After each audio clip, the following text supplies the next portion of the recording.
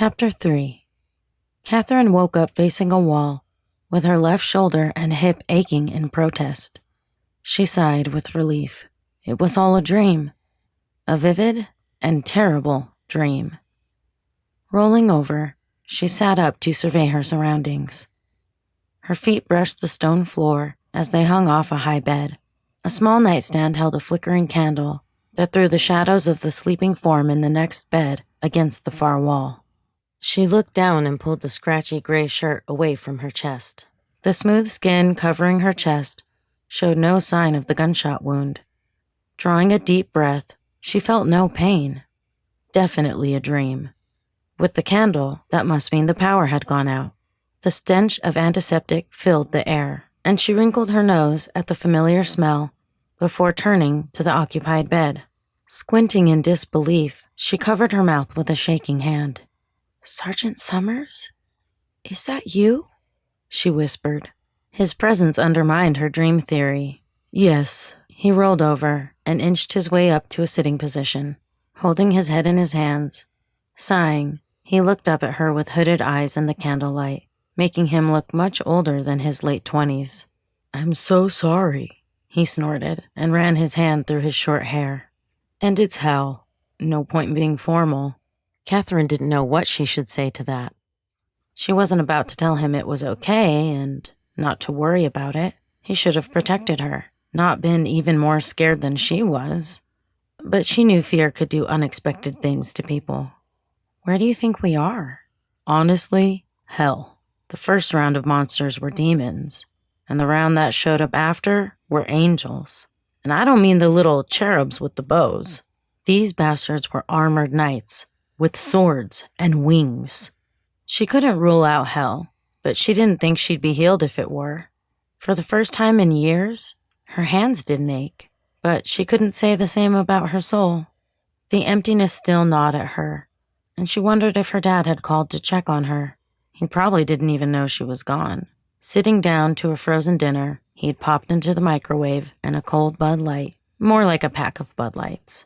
Of all the days for this to happen, today seemed appropriate. "Hal, what are we going to do?" "I don't know. My head's killing me. I'm going to lie back down." He thumped back upon his pillow and stared at the ceiling. "Happy birthday," Kathryn mumbled to herself. Kathryn jumped up from the bed as footsteps echoed off the walls. A knight who was a little shorter than Hal and heavily built walked into the room. He had gray wings and dark green armor. Were his wings part of his armor or his body? "Meseth Jerukthi." The Green Knight waited for a reply. Kathryn just stared at him and shrugged. He sighed and waited. "Why are we in here?" Kathryn asked. The knight shook his head and crossed his arms. Another set of footsteps approached, and the knight in black armor from the desert arrived to stand beside the first. The Black Knight seemed to fill the room, even though he was only 6 inches taller than the first and slimmer around the waist. He had an authoritative air about him, with a touch of anger. His black wings made him even taller. Definitely not a cherub. "My name is Sir Lanclor. Who are you?" Hal took the lead while Kathryn tried to wade through the accent. "My name is Hal Summers, and this is Kathryn Merlington. Where are we?" After a slight hesitation, he added, "We're from Earth."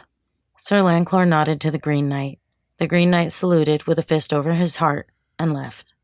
"I figured you were with the house less than 10 feet from where we found you." Sir Lanclor's voice dripped disdain. "You Earthlings keep showing up all over the place. The goddess has a warped sense of humor." "Goddess?" Sir Lanclor crossed his arms, a casual gesture, but one Kathryn sensed was an insult. He took a deep breath before continuing. "You have nothing to fear from us. I sent Sir Garant to prepare suitable rooms. I will post a knight who speaks English outside of your rooms for your safety. Until we know what kind of people you are, a knight will accompany you wherever you go. Sir Garant will return shortly to escort you to your rooms. Be safe on Avlor." Sir Lanclor turned and walked up the hall. "Avlor? What the hell is Avlor?" Hal said in a low voice. "I've never heard of it." Kathryn felt confused, but clenched her teeth with determination. If she waited long enough, she'd wake up and go back to her peaceful life. Panicking about their situation wouldn't solve anything. They had no other choice but to obey. The knights had swords, and Hal's gun and her backpack were gone.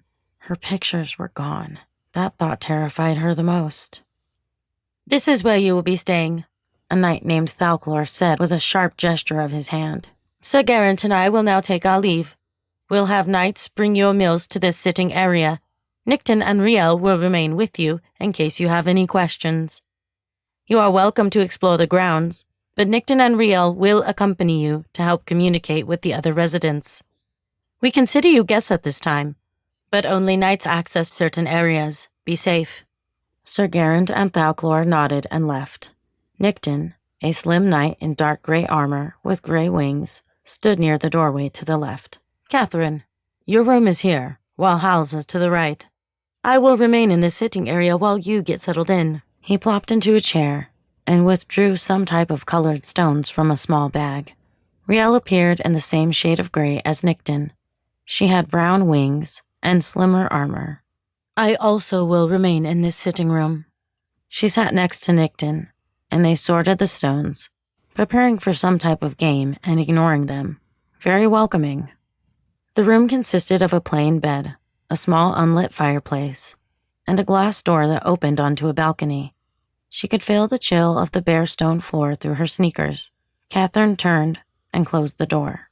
Several small piles of clothes sat on a low bench to the right of the door.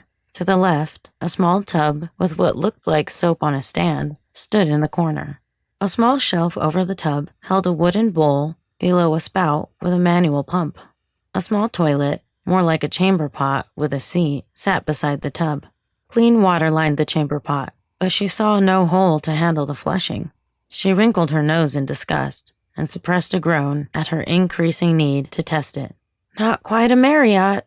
A while later, after experimenting with the water pump and tub, Kathryn was clean and freshly garbed in scratchy clothes. There was a light knock on the door, and she opened it to find Hal in similar garb and wet hair. "Hey, feels nice to be clean, doesn't it?" He entered the room, closing the door behind him and lowering his voice. "I tried to get answers out of Riel and Nickton, but they just glared at me. I think we're prisoners. I don't see us leaving this place anytime soon. We're stuck here." That night, Kathryn shivered beneath her blankets and let her grief overtake her for the millionth time since the funeral. There weren't any memories of happier times in the forefront of her mind, or regrets of not doing this or that. She simply existed on the edge of a precipice where all of her loved ones were out of reach. Nobody comforted her or wrapped their little arms around her waist. She muffled her sobs, afraid some stranger might hear her and investigate. Going over the events of today, she found that the most troubling aspect was not the confusion, fear, or pain, but her apathy when she lay close to death. The only light in her room came from the firelight seeping under the door from the common room, so her eyes widened in panic when the black ceiling changed to white and images overwhelmed her. Kathryn floated high above the ground. The trees below her had odd bluish-green leaves with yellow tips that rustled in the light wind. A river flowed below to a large waterfall that cascaded over the cliffs and fell several hundred feet to a lake beneath. The soft swishing to her left drew her attention away from the ground to a group of about 20 knights flying in a diamond formation. Sir Lanclor led the group, while Sir Geraint brought up the rear. A knight in the middle stood out with golden armor and wings among the dull grays and browns of the others. The scene blurred, and her perspective changed. She stood next to the waterfall, on one of the cliffs, looking up at the knights. As they passed, black shapes concealed in the trees flew up toward the rear of the knights. Her blood ran cold while she watched the knights fight a losing battle. The roar of the falls didn't drown out the crunch of the blows and the shrieks of agony. The golden knight, soaked in blood, fell toward the lake below as her vision blurred to darkness. Kathryn sat straight up in bed, gasping with confusion and dripping with sweat. She hadn't fallen asleep yet, so how could she have dreamt that? Could she dream inside a dream? She still heard the sound of battle, and the cries of pain as if she had been there. Bowing her head into her hands, she wept for the fallen knights, not understanding her darker grief as the intense scene replayed itself in her mind. She knew their deaths would mark the beginning of the end.